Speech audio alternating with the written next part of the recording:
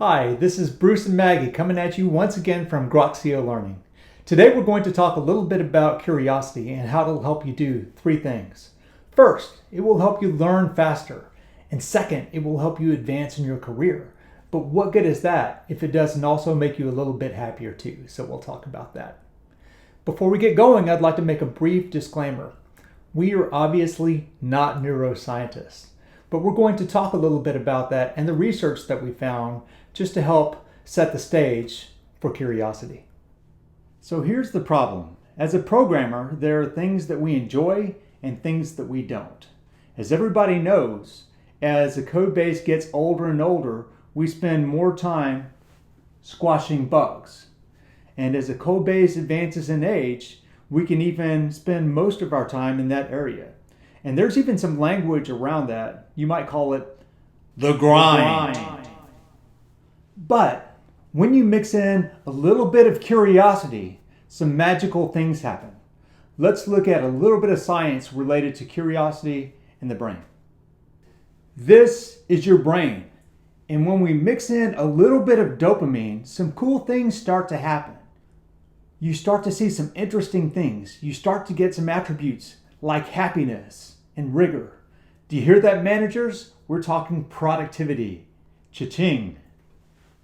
This plays a major role, a motivational role, in reward-driven behavior.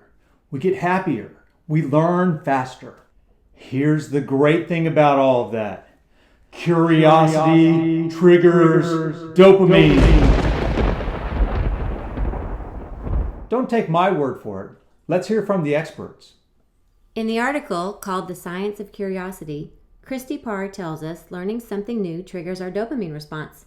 She says we're wired to want to learn. It's that drive to learn new things, to gather and store information that allows us to create and solve problems. She goes on to say our curiosity is our superpower. Let's dig a little deeper.